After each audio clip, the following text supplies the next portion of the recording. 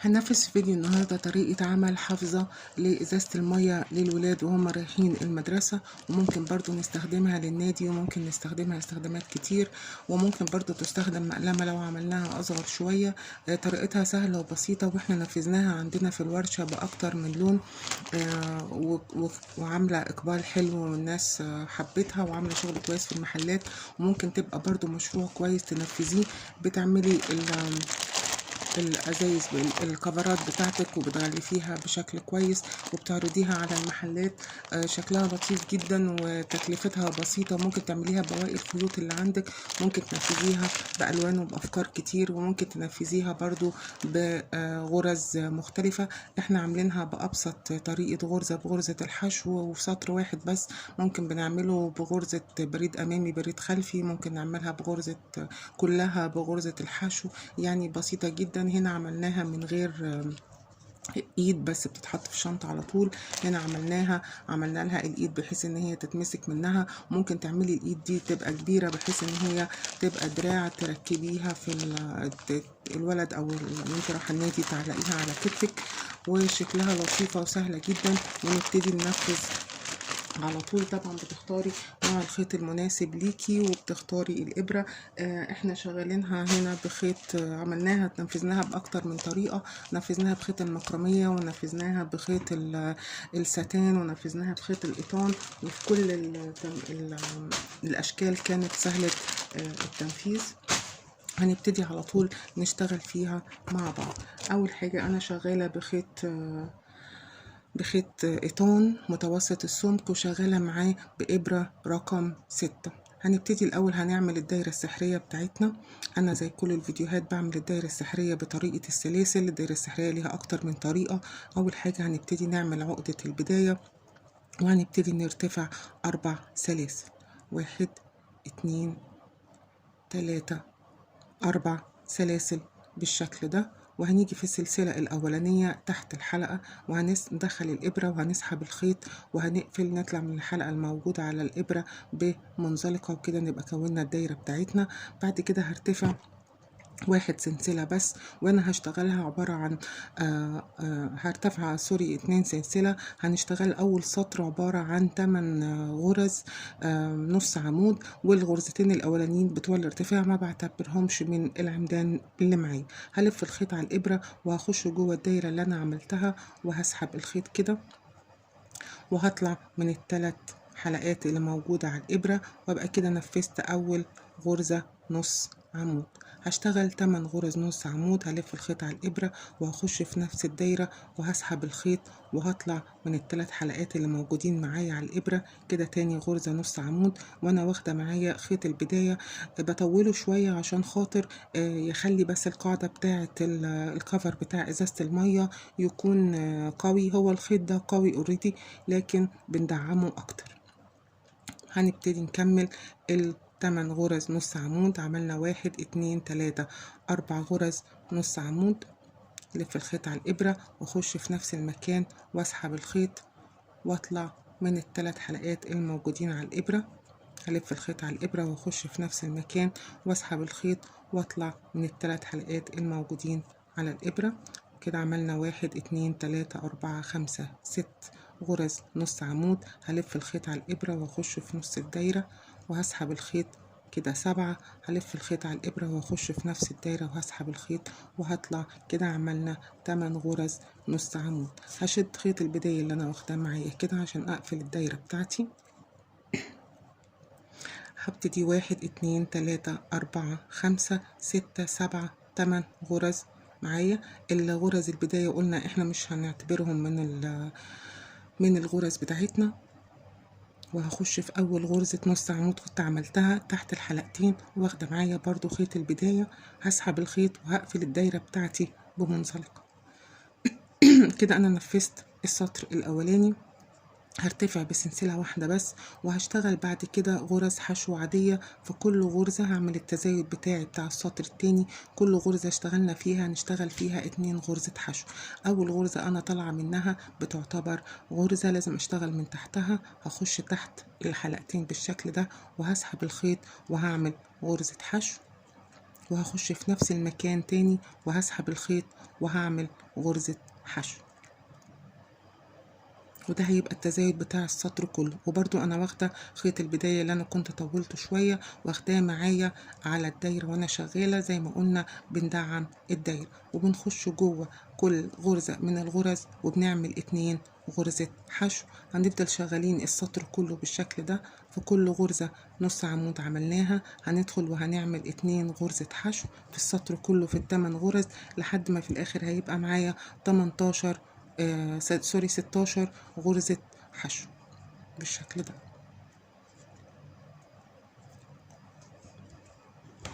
هكمل الغرز ونرجع نكمل مع بعض. كملت السطر التاني كله لحد ما بقى معايا 16 غرزة حشو. هاجي في اول غرزة انا كنت اشتغلتها وهخش فيها تحت الحلقتين بالشكل ده، واخده معايا برضو لسه خيط البداية مستمر معايا، وهسحب الخيط اطلع من تحت الغرزة ومن الحلقة اللي على الابرة هقفل بمنزلقة وارتفع بسلسلة. ابقى كده اشتغلت السطر التاني بتاع الدايرة. هنشتغل السطر التالت التزايد بتاعه هيبقى ازاي؟ اول غرزة هيبقى فيها غرزة واحدة بس حشو، والغرزة التانية هيبقى فيها 2 غرزة حشو، غرزة فيها غرزة حشو والتانية فيها 2 غرزة حشو. ده هيبقى التزايد بتاعي. اول غرزة اهي غرزة حشو نفس المكان اللي انا كنت طالعة منه، وفي الغرزة التانية هعمل 2 غرزة حشو، 1 2، وده بيكون التزايد بتاع السطر كله. الغرزة الأولانية باخد فيها غرزة حشو، والغرزة التانية بعمل فيها 2 غرزة حشو لحد ما أكمل السطر كله، وفي النهاية هيطلع معايا 24 غرزة حشو. وهي القاعدة بتاعة كفر إزازة المية، هو مكون من 3 سطور فقط. يعني كده هنبقى خلصنا الدايرة بتاعتنا، وهنبتدي نطلع بعد كده بالجسم بتاع كفر إزازة المية. وبرضو ده كان نفس التكنيك اللي استعملناه في الفيديو اللي فات اللي قبل ده على طول، اللي عملنا فيه المقلمة بتاعة المدرسة بتاعة الولاد. هي القاعدة دي 3 سطور، أول سطر 8 غرز نص عمود، تاني سطر بنعمل في كل غرزة غرزتين غرزتين حشو، السطر التاني كله بيبقى غرز حشو. السطر اللي بعديه بنعمل التزايد بتاعنا زي ما بنعمل دلوقتي، غرزة فيها غرزة حشو، والغرزة التانية فيها 2 غرزة حشو، ونكمل السطر كله ونقفل دايرتنا، ويبقى دي القاعدة بتاعتنا اتكملت. هكمل السطر ونرجع. كملت السطر بتاعي كله بالتزايد لحد ما بقى معايا 24 غرزة حشو. هاجي عند أول غرزة حشو أنا ابتديت فيها الدايرة، ممكن تعلميها بماركر عشان ما تتلخبطيش، وهخش تحت الحلقتين وهقفل الدايرة بمنزلقة، وابقى أنا كده كونت الدايرة بتاعتي بتاعت القاعدة بتاعت الكفر إزازة المية. هرتفع سلسلة وهبتدي هكون الجسم بتاع الكفر. هبتدي اشتغل غرز حشو عادية جدا في كل الغرز اللي اشتغلتها في 24 غرزة بدون اي تزايد. ناخد بالنا مهم جدا اول غرزة انا طالعة منها دي انا بشتغل فيها، لان دي بتعتبر غرزة من الغرز. هخش اهو بس هشتغل فين بقى؟ احنا عندنا الغرزة بتتكون من حلقتين، الحلقة الاولانية دي والحلقة التانية اللي وراها. هنشتغل السطر ده بس في الحلقة الخلفية بتاعة الغرزة. يعني الغرزة اهي الحلقتين بتوعها مش هشتغل فيهم، هخش بس تحت الحلقة الخلفية بالشكل ده، وهسحب الخيط بتاعي وهعمل غرزة حشو. هخش في الحلقة الخلفية وهسحب الخيط بتاعي وهعمل غرزة حشو، وهفضل شغالة السطر كله بدون أي تزايد غرز حشو في الحلقة الخلفية. احنا كده بنكون الجسم بتاع كفر إزازة المية بتاعتي. تبتدي بصوا تقلب معانا وترفع لفوق كده عشان مفيش تزايد. فهنبتدي نشتغل السطر كله غرز حشو في الحلقة الخلفية بالشكل ده اهو. هنشتغل 24 غرزة حشو في الحلقة الخلفية. بنلاحظ واحنا شغالين ان هي بتبتدي تطلع معانا بالشكل ده. ده كده احنا ماشيين صح من غير اي تزايد. هكمل السطر كله غرز حشو في الحلقة الخلفية 24 غرزة، ونرجع نكمل بقية الكفر. اشتغلت السطر كله اهو غرز حشو في الحلقة الخلفية. هاجي عند اول غرزة انا ابتديت فيها، الغرزتين دول الغرزة المايلة والغرزة الصغيرة اللي قدامها دول الغرزة اللي انا بقفل فيها دايما، دي ما بنشتغلش فيها، فعشان كده نعمل ماركر للغرزة الاولانية عشان ما نتلخبطش بالنسبة يعني للمبتدئين. هنخش تحت الحلقتين في اول غرزة في السطر كانت، وهقفل بمنزلقة وهرتفع بسلسلة. كده انا خلصت السطر الاولاني، وبنلاحظ ان هو ابتدى ارتفع معي.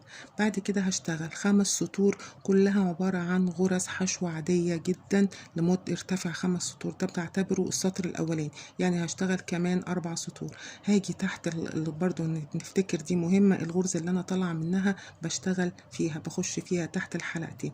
وعشان نعمل الغرزة بتاعتنا يبقى شكلها كده عاملة زي الكروس طول ما احنا طالعين، فيها بس فكرة واحدة بس، ان احنا بنخلي الابرة قدام الخيط مش وراه، ده بيخلي الغرزة بتاعتنا بتطلع شكلها عاملة زي الكروس او زي علامة الاكس. وبفضل شغالة كده برضو، شغلنا كله بيبقى 24 غرزة.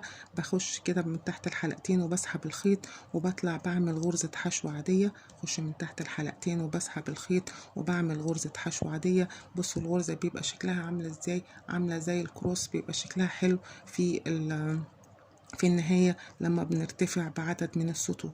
وهفضل شغالة كده لحد ما ارتفع 5 أسطر من غرزة الحشو. يعني بشتغل 24 غرزة وبقفل بمنزلقة وارتفع بسلسلة، وأكمل بقية السطور بتاعتي بنفس الطريقة لحد ما هرتفع 5 سطور. عشان أنا بعد كده هعمل سطر تاني بغرزة الحشو العميقة بس كديكور للمقلمة لكفر المية عشان يديها شكل كويس. هشتغل بنفس التكنيك، هرتفع فيه 4 سطور لفوق ونرجع بعد كده نكمل مع بعض. ارتفعت بالسطور بتاعتي 1 2 3 4 5 سطور، وهبتدي بعد كده ادخل اللون التاني. طبعا الاختيار الالوان ده حاجة بتاعتك. هجيب الخيط بتاعي الجديد اللي انا عايزة ادخله، وانا موجودة دلوقتي في اخر غرزة. زي ما بنقفل السطر دايما بنخش تحت الحلقتين كده علشان خاطر نسحب الخيط.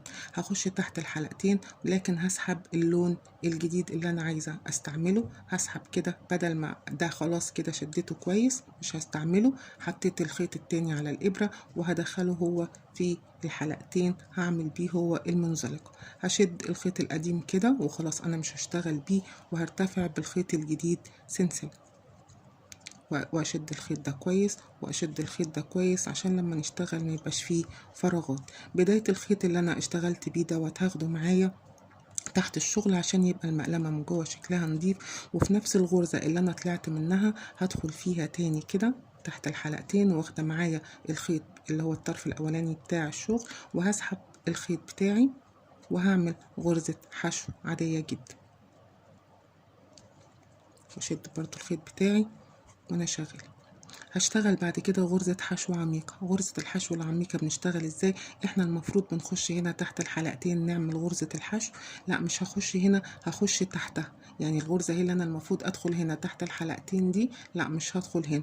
هدخل فين؟ هدخل تحتها هنا اهو، الغرزة اهي، الغرزة اللي تحتها هدخل فيها كده وهسحب الخيط عادي جدا وهرتفع بيه وهطلع من الحلقتين اللي على الإبرة. دي غرزة حشو عميق. الغرزة اللي بعدها هعملها غرزة حشو عادية، هخش تحت الحلقتين عادي وهسحب الخيط وهعمل غرزة حشو.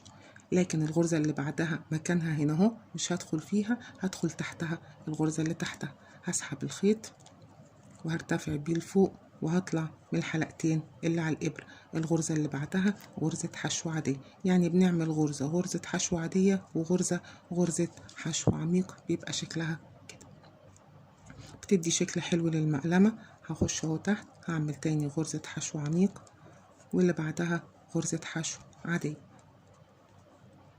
غرزة حشو عميق. المفروض ادخل هنا، لا بدخل تحتيها تحت وبسحب الخيط وبطلع من الحلقتين اللي على الإبرة. هخش الغرزة اللي بعدها هعملها غرزة حشو عادي، وبفضل شغالة السطر كله غرزة حشو عميق وغرزة حشو عادية، بيبقى ده شكلها. هكمل السطر بنفس الطريقة ونرجع نكمل مع بعض.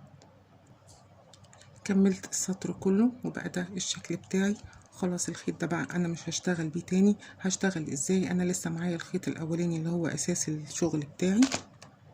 هخش تحت الحلقتين بتوع الغرزة الأولانية بالشكل ده، وهسحب الخيط الأساسي اللي أنا كنت شغالة بيه وهخش بيه تحت الحلقتين دول، وهطلع بيه من الحلقة اللي على الإبرة، وهسحب الخيط ده كده كويس عشان أقفل عليها، بيبقى شكلها بالمنظر ده أهو كده، وهرتفع بالخيط التاني اللي أنا ركبته بسلسلة بالشكل ده.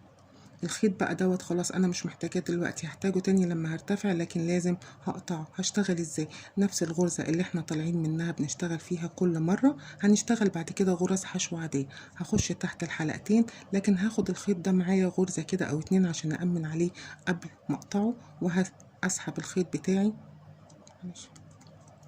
هخش كده واخلي الابرة قدام، وهسحب الخيط بتاعي بالشكل ده، وهعمل غرزة حشو عادية. اشد الخيوط بتاعتي كويس عشان ميبقاش الغرز فيها فرق كبير. هنا هخش تحت الحلقتين وهرجع تاني هشتغل 5 سطور غرز حشو عادية بالشكل ده. انا خدت الخيط بتاعي اهو معايا خلاص. انا الخيط ده بقى انا مش محتاجاه، هبتدي بالولاعة كده وهلزقه في اي غرزة بحيث يبقى شغلنا من جوه كده شكله نضيف، وانا مش محتاجه ده دلوقتي. وهبتدي ارجع تاني هشتغل نفس التكنيك اللي احنا كنا شغالين بيه، هرتفع 5 سطور بغرز الحشو العاديه، وهبتدي هكرر الطريقه دي كذا مره. يعني هرتفع 5 سطور غرز حشو عاديه، وبعدين هعمل سطر غرز حشو عميق، 5 سطور غرز حشو عاديه، وسطر واحد غرزه حشو عميقه، وهفضل شغاله بالشكل ده. بتدي شكل حلو. بصوا بشكلها حلو ازاي بالشكل ده اهو. هنشتغل 5 سطور وسطر بالتكنيك اللي احنا قلنا عليه، غرزة حشو عميقة، 5 سطور وسطر غرزة حشو عميقة، 5 سطور وسطر غرزة حشو عميقة، وفي الاخر بنتهي ب5 سطور لفوق. هكمل هرتفع بنفس التكنيك، ونرجع نشوف هنعمل الايد بتاعت الكفر المية ازاي. كملت بنفس الطريقة 5 سطور وسطر حشو عميق، 5 سطور وسطر حشو عميق، 5 سطور وسطر حشو عميق، وفي الآخر 5 سطور. يبقى 5 10 15 20 21 22 23 سطر. هنوصل للآخر بقى خلاص. احنا لو حتى حبينا نشوف اهو مقاس الإزازة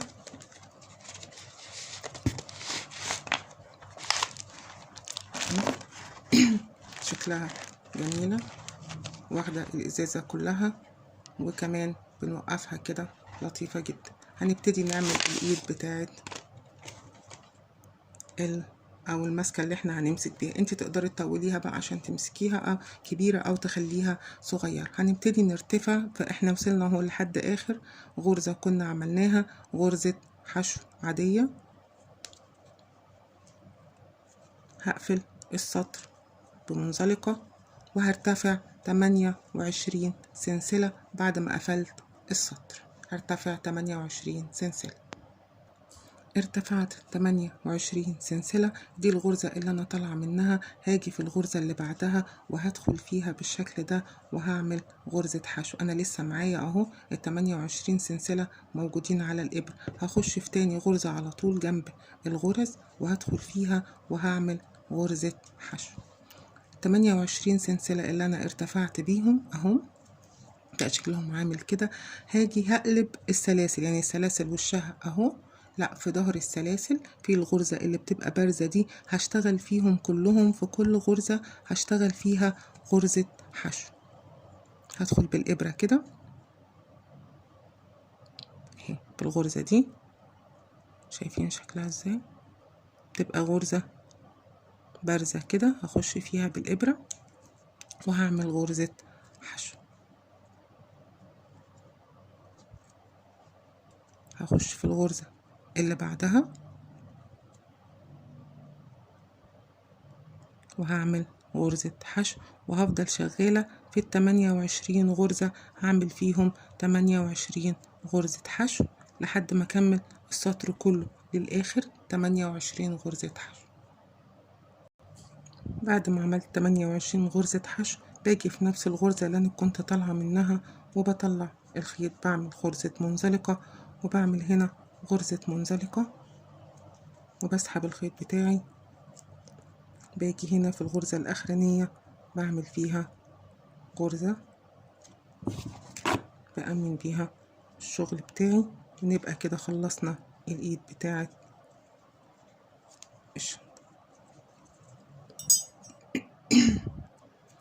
وبنركب لها في الآخر شريط كده عشان نقفلها بيه، وده بيبقى شكلها. ممكن تنفذيها بألوان كتير وبأشكال كتير. وده كان التطبيق للكفر بتاع إزازة المية بتاع الولاد. ممكن تعملها لهم مقلمة، ممكن تعملها لهم كفر.